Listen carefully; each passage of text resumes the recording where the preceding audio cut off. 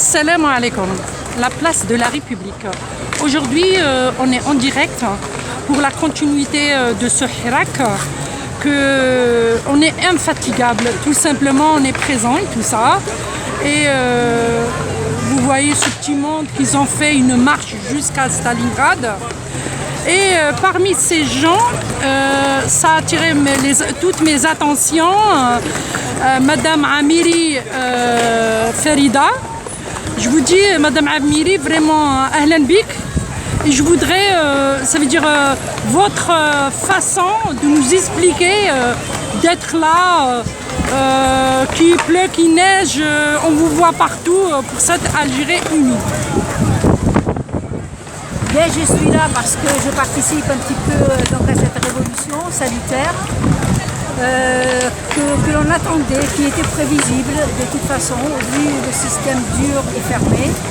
Tant mieux que l'on passe à cette démocratie ou à cette liberté si on veut.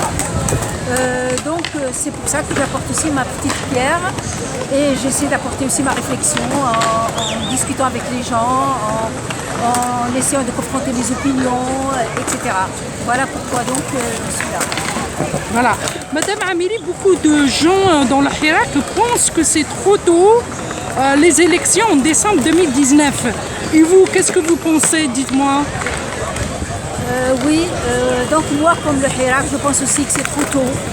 Je pense que c'est trop tôt d'organiser ces élections parce que le peuple algérien, il n'arrête pas de le dire. Et on ne peut pas aller contre tout un peuple qui refuse catégoriquement donc, ces élections.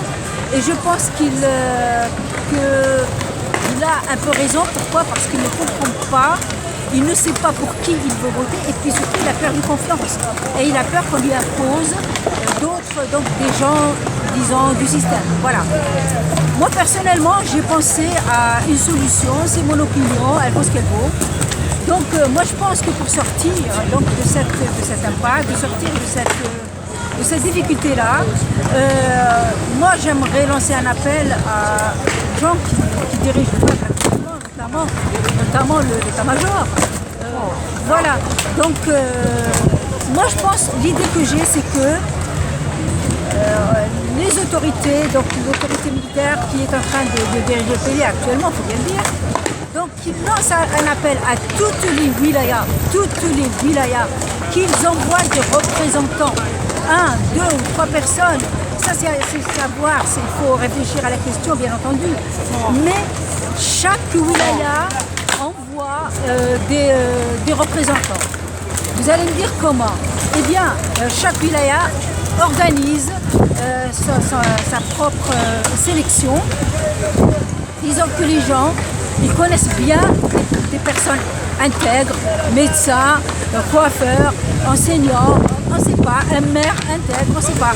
Mais qu'ils s'organisent et qu'ils cherchent dans chaque wilaya, fait à sa façon, ça ils se débrouillent. Donc ils finissent, enfin ils cherchent à trouver des personnes qui sont intègres, même s'il y a une vingtaine ou une trentaine, et ben, parmi la trentaine, et ben, ils tirent au sort ou bien ils choisissent eux-mêmes ces 2 ou 3 personnes. Donc chaque wilaya envoie ses représentants, donc c'est le peuple qui envoie ses représentants. Tout ça, tous ces représentants devraient être envoyés à Alger et qui formeraient en quelque sorte l'Assemblée nationale.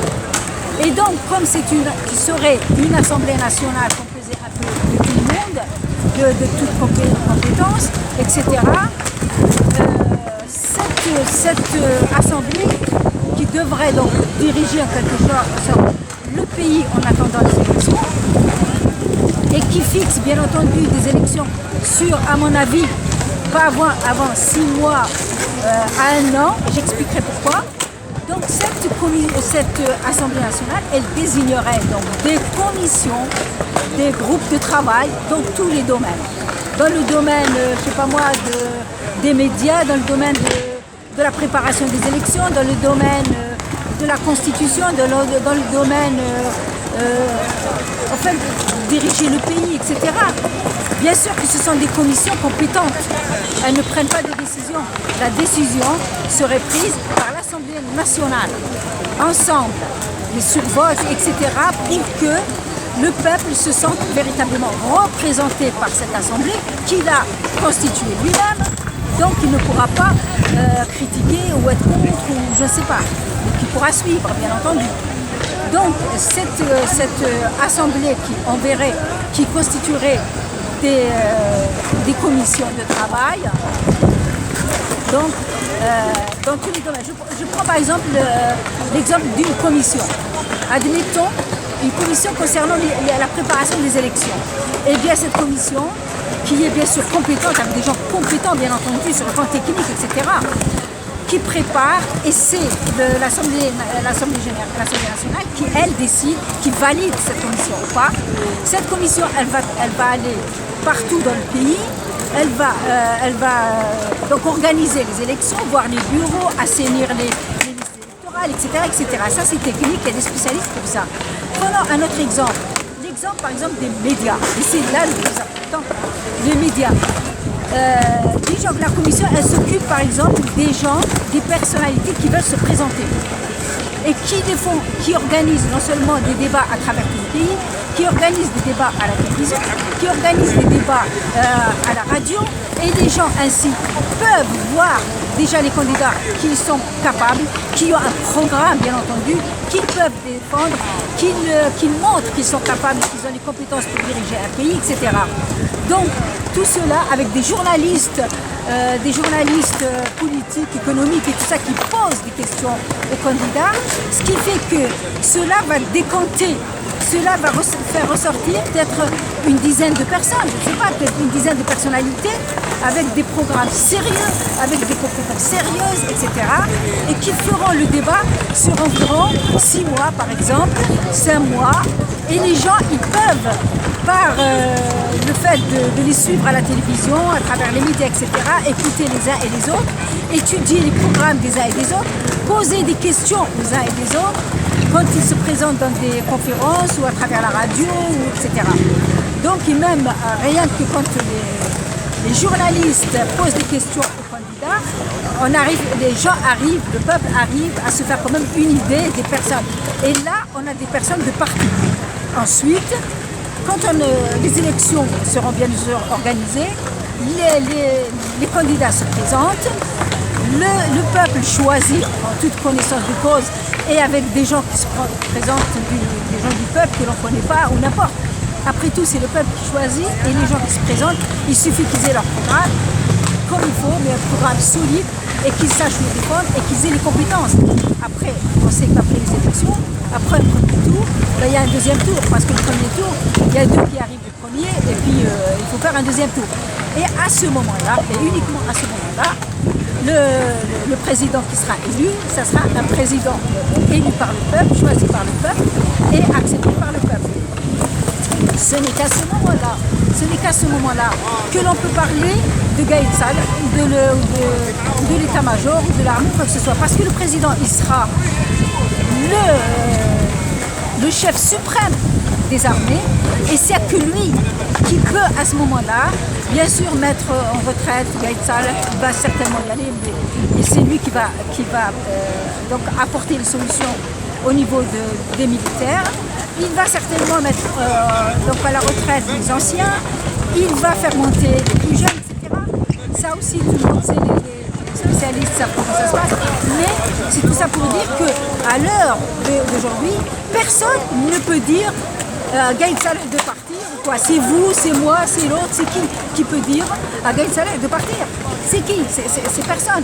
Donc on est obligé d'attendre les élections et donc le président qui décidera de ce qu'il fera au niveau de l'armée. D'un autre côté, on évite ainsi les problèmes de l'armée. Parce que si on veut que la question de l'armée soit réglée maintenant, il n'y a pas d'une solution. Ça veut dire qu'il en résulte un conflit interarmé, un conflit entre l'armée au sein de l'armée, ce qui est absolument catastrophique. Et je vous par exemple la révolution iranienne. Quand la révolution iranienne s'est produite, les chefs, qu'est-ce qu'ils ont fait? D'abord, il y a eu un conflit au niveau de l'armée, et ensuite, les chefs, ils ont limogé, sinon carrément éliminé les généraux. Qu'est-ce qui s'est passé? L'Irak, il a attaqué l'Iran avec la bénédiction, bien entendu, des États-Unis. Voilà ce qui se passe. Donc, on ne peut pas. L'armée, ça reste l'armée. Et même quand les généraux sont, sont à la retraite, ils restent malgré tout utiles. Et ça nous permet aussi de garder l'armée unie. C'est eux qui connaissent bien le pays, c'est eux qui protègent le pays, c'est eux qui protègent les frontières, c'est eux qui ont les connaissances et les secrets. Donc on ne peut pas casser l'armée. Voilà. Et après ça, qu'est-ce que je peux dire d'autre concernant... Donc oui, voilà, une question importante. Il y a des gens qui, comme moi, disent il faudrait donner des garanties à ce moment-là à Gaïd Saleh. Mais que ce soit moi ou l'autre, ou une organisation, ou une personnalité, mais quelle légitimité? Il n'y a aucune légitimité. Moi, je vois ces gens qui parlent et qui disent il faut donner des garanties à l'armée, il faut donner des garanties à Gaïd Saleh, il faut donner des garanties à l'état-major. On a donné des garanties, mais qui sont-ils pour donner des garanties? Donc, à mon avis, il devrait avoir plutôt une position de pédagogue. Il devrait plutôt dire aux gens de prendre des pancartes, aller dans la rue. Ce sont les pancartes et le peuple dans la rue qui ont fait tomber ce système. Donc, il n'y a que le peuple et les pancartes dans la rue qui peuvent garantir à Gaïd Saleh que, quel qu'en soit le président de la République qui sera élu, nous vous garantissons que personne ne touchera à l'armée de manière générale, de haut en bas. Voilà. Donc là, Gaïd Saleh, j'en suis absolument certaine qu'il ira au bout de ce que le peuple demande. Mais le peuple demande aussi, exigera aussi de Gaïd Saleh et de l'état-major, c'est d'assainir la situation complètement. C'est-à-dire qu'il enlève les poux et les lentes en même temps, qu'il assainit complètement. C'est vrai qu'ils ont déjà pas mal fait, l'état-major a quand même suivi le peuple, on ne peut pas l'ignorer, on ne peut pas le nier. Il a quand même emprisonné pas mal de la Azma, comme on dit, etc. Il faut leur reconnaître ça aussi. Il faut non seulement leur reconnaître ça, ces personnes de l'armée, mais il faut leur reconnaître aussi qu'ils ont quand même, ils avaient comme fonction de protéger le pays, et ils l'ont protégé, ils ont protégé les frontières, mais surtout, c'est qu'ils nous ont débarrassés de la Azma. Donc il faut leur reconnaître ça quand même. Et à mon avis, à mon humble avis, il faut donner des garanties sérieuses. Le peuple qui donne des garanties. Et les gens, les intellectuels devraient travailler pédagogiquement et dire au peuple de sortir avec les pancartes et garantir bien sûr à l'état-major, à Gaïd Saleh, tout ça, que l'armée sera intouchable. Et nous en avons besoin parce que c'est l'armée qui maintient la stabilité du pays et qui nous protège de l'ingérence étrangère et des problèmes qui pourraient arriver, comme c'est déjà arrivé dans d'autres pays. Voilà ma position donc concernant... Madame Amiri, votre message est bien passé. Je voulais savoir, vous parlez à l'instant des garanties, mais la plupart des hirakistes, aujourd'hui, ils craignent ce qu'on appelle l'Assemblée qui a été mise, je dirais l'Assemblée, ça veut dire cette union, ce groupe qui est parti pour faire face dans toutes les mairies, tout ça en Algérie. Sachant qu'ils ne sont pas de hirakistes aussi. Alors ce qu'il fait, c'est ça ce qui craint le peuple algérien. Il ne sort pas de nous. Et autre chose, une autre question, je vous laisse répondre déjà par rapport à ça. Donc à cette question-là, je vous ai bien dit au départ que l'état-major devrait demander à toutes les wilayas d'envoyer leurs propres représentants. Je vous l'ai dit au début. Et comment? Vous allez me dire comment? Les wilayas sont capables d'organiser ça. On organise des élections à travers tout le pays. Ne me dites pas qu'une wilaya ne peut pas organiser des espèces d'élections. Il y a des techniciens, des spécialistes qui pourront le faire mieux que moi, le dire mieux que moi. Mais moi, je donne une idée. C'est qu'ils envoient des personnalités, 3 personnes par exemple, choisies par le peuple. choisi par le peuple, proposé par le peuple. Si j'ai bien et choisi compris, par le tu peuple, refuses qui aussi. monte à Alger et qui forme cette assemblée entre guillemets. Voilà. Alors, si j'ai bien compris, tu refuses aussi, comme moi, ce qu'on appelle ces personnels Qui était désignés par l'État actuel. Eh bien, c'est le peuple qui refuse. Non, mais ils tiennent, ça veut dire là, ça bouge pas et c'est parti Eh ben, pour une date. Jusqu'à présent, je n'ai pas entendu parler de proposition, par exemple, à l'état-major. Oui, J'ai pas entendu dire, par exemple, écoutez, essayez de travailler avec les wilayas, qu'ils envoient leurs représentants, qu'ils envoient le peuple, chaque wilaya envoie ses représentants pour former une assemblée. et C'est pour tout. toi, c'est ça qui peut réussir ce vote, tout Il n'y a simplement. que ça. Pourquoi? D'abord, Se rendre à d'abord, César le ce qui lui va appartient. s'arrêter. Pourquoi il s'arrête? Parce qu'il a envoyé ses représentants. Pourquoi il continue à aller dans la rue? Ensuite- Ça veut dire on n'a plus confiance. On n'a plus confiance. Attendez, on n'a plus confiance, je suis d'accord. Oui. Mais on n'a pas, si on choisit nous-mêmes dans chaque wilaya le représentant, alors en qui on va avoir confiance? Là, à ce moment-là, il n'y a plus de solution. Oui, Si chaque wilaya, les gens de chaque wilaya votent 3 représentants, ou 2, ou 1. Ça, c'est technique, il faut voir. et d'après ce que je comprends, il est plus Et urgent. quand ils arrivent tous à Alger, ils sont tous différents. Nous avons 48 wilayas multipliés par 3. Ça fait un petit monde. Ça fait cette assemblée-là. Un petit monde. Mais une vraie assemblée envoyée vraie. par le peuple. C'est une assemblée Exactement. du peuple. Il faut que le démarrage C'est une soit assemblée bon. du peuple, l'assemblée nationale du peuple. Exactement. Et c'est celle-là qui va changer le système qui a été établi actuellement, que le peuple refuse. Ouais. C'est tout. Et là, ça va apaiser le peuple. Ça va apaiser le peuple. Le fait que c'est lui-même qui envoie ses représentants, ce sont des gens de tout le monde, de la société, du bas, si on peut dire, et choisis par le peuple, par le peuple de chaque wilaya. Voilà. Donc le peuple ne peut pas envoyer des gens, il ne peut pas avoir confiance, sinon pourquoi ils votent pour? Ils envoient encore quand ils choisissent les gens, ils choisissent des gens dans chaque village, dans chaque ville, on connaît des gens qui sont intègres, qui ont l'habitude de servir les gens, qui sont, etc. Et ils proposent, le peuple propose, ils font dans quelques élections en quelque sorte, et ils tirent 3 et ils les envoient. Et on a 3 de chaque wilaya, par exemple. On ne peut pas dire que tous ne soient pas intègres quand même s'il y en a un parmi les dizaines. Alors maintenant, on Là, se pose. ensuite, c'est cette assemblée qui décide. Oui. C'était cette assemblée qui décide et qui commet, disons, commet des groupes de travail, Oui. des commissions de travail, dans chaque domaine, y compris pour diriger le pays. Il faut bien diriger le pays économiquement aujourd'hui, sinon ça tombe. Et quand on a une assemblée comme ça, on n'a pas peur qu'il n'y ait pas de président. On n'a pas peur, parce qu'il y a l'assemblée qui est là et Oui. qui a été envoyée par le peuple le temps que l'on prépare les élections. Et c'est pour ça que moi je dis il faut 6 mois à 1 an. On peut tenir 6 mois à 1 an si on a une assemblée du peuple, envoyée par le peuple, du peuple. Et cette assemblée qui crée des commissions dans tous les domaines, y compris diriger la santé ou les médias, ou organiser les élections et décider de la date, parce que c'est elle qui décide de la date, et à ce moment le peuple il acceptera, qui décide des débats, qui décide tout. de faire émerger Oui. les têtes et les Des nouvelles personnes, oui. les nouvelles personnes qui peuvent diriger, Qui sont capables.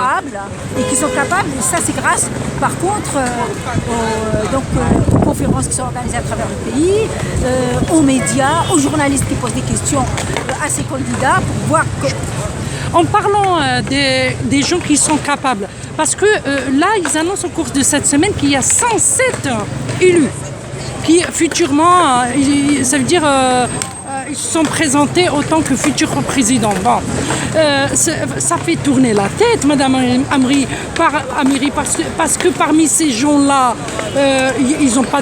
Écoutez-moi bien, vous serez gentils. Certains, ils n'ont pas les capacités.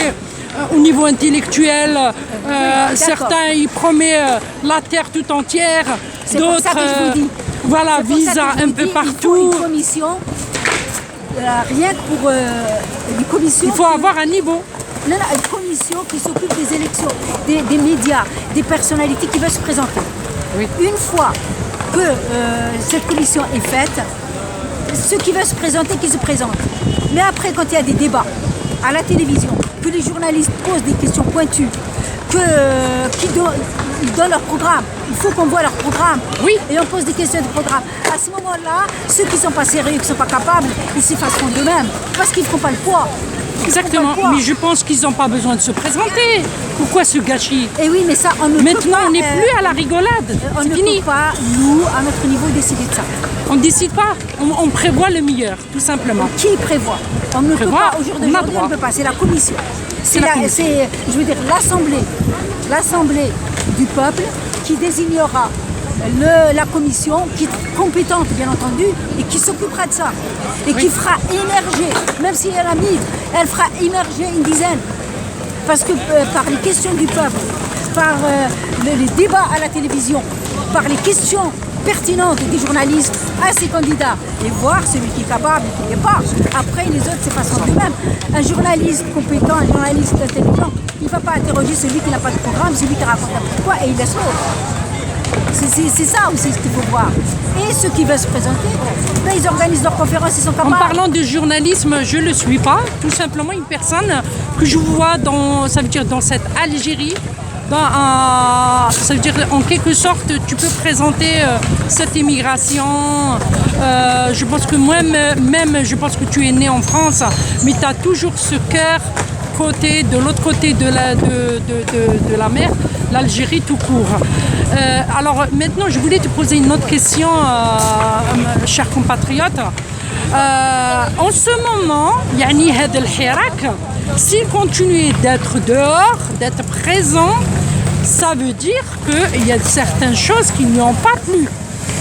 Tout simplement, il n'est pas satisfait du tout. Donc il nous faut des propositions. Des propositions et surtout qui attirent les attentions.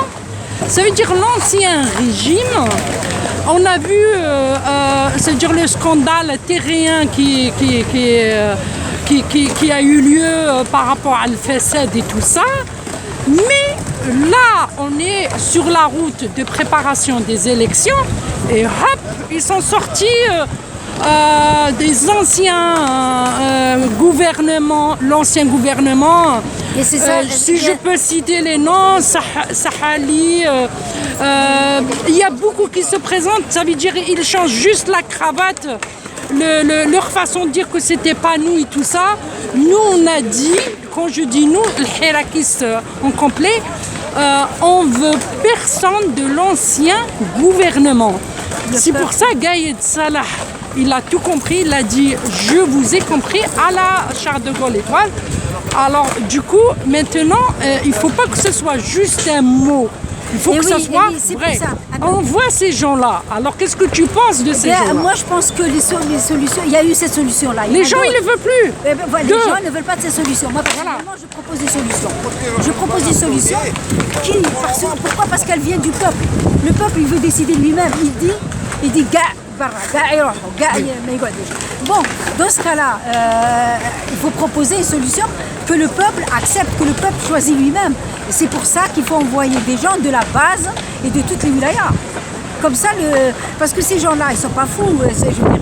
L'Assemblée nationale, elle saura mettre en place les commissions pour travailler dans la transparence et pour faire des élections non seulement transparentes, complètement transparentes, mais aussi pour permettre à des gens, de vraies têtes qui sont capables de diriger un pays, d'émerger, de se faire connaître et de se faire élire. Voilà, c'est ça. Donc aujourd'hui, Gaïd Salah ou autres, ils ont proposé cette solution. Ils voient que le peuple ne l'accepte pas et ne l'acceptera pas. Et il risque d'y avoir, si cette date est maintenue et si les élections sont maintenues, on peut aller vers la violence, on ne sait jamais, je n'espère pas. Mais s'il n'y a pas d'autre solution que ça, il risque d'y avoir de la violence parce qu'il y a des gens qui sont pour, d'autres qui sont contre, etc. Moi, je pense qu'il faut écouter le peuple. Il y a des solutions, Si cette solution, ils ne la veulent pas, eh ben, il faut une autre solution. Et il faut étudier. Et moi, ce que je pense, ces intellectuels soi-disant qui m'ont dit, bon, j'entends parler pas mal, qui disent, mais on a assuré Gaïd Salah, on lui a dit qu'il enlève cette azma et tout ça, on nous pardonne. Mais qui nous pardonne? Qui sont-ils? Quelle légitimité ont-ils? Moi aussi, je peux dire ça, Gaïd Salah, mais quelle légitimité? Si le peuple ne sort pas dehors avec les pancartes et assurer, garantir à Gaïd Saleh que l'armée sera intouchable, eh bien, il acceptera. Et elle le restera toujours intouchable. C'est le peuple qui a fait descendre cette azma, c'est le peuple qui, lui seul, qui peut promettre à Gaïd Saleh que l'armée, on n'y touche pas parce qu'il faut être raisonnable. Il faut être raisonnable. C'est pas seulement pour Gaïd Saleh. En tous les cas, l'armée, c'est Houmet Hadouatan. C'est l'armée, c'est sensible, c'est important dans un pays. Et encore une fois, l'armée a fait ce qu'il fallait en supprimant quand même cette azma, en protégeant le pays. On peut on peut leur reconnaître ça. Voilà. On peut que reconnaître, comme je disais à l'instant. Il faut continuer, à mon avis. Il faut assurer d'abord de ça. Il faut sortir avec les pancartes et lui dire c'est nous, peuple. Et personne, quel qu'en soit le président élu, c'est nous. Et si on vous touche, on touche à l'armée, on ressort. Là, il va aller jusqu'au bout et il va faire ce que le peuple demande. Et là, on ira dans une vraie démocratie. Et là, on aura l'armée dans ses casernes, comme il le demande le peuple, mais une armée forte aux côtés de son peuple et soutenue par son peuple. Et pour la bonne cause aussi. À la bonne cause. Qui est l'Algérie, ce qu'on appelle les Kharjat Akbar Mustamar fil Alam. Alors aujourd'hui, quand on voit cette mascarade qui s'est passée rien qu'entre nous, et surtout qui attire les attentions, les haraga et tout ça, يعني اللي كان يهربوا من cette Algérie qui fait 3 fois 4 fois la France, là il y a problème. Ça veut dire qu'on refait toujours les mêmes et on redémarre. On a compris que cette population ne veut pas les anciens de l'ancien gouvernement, tout simplement. Oui, j'étais d'accord. Ça c'est clair.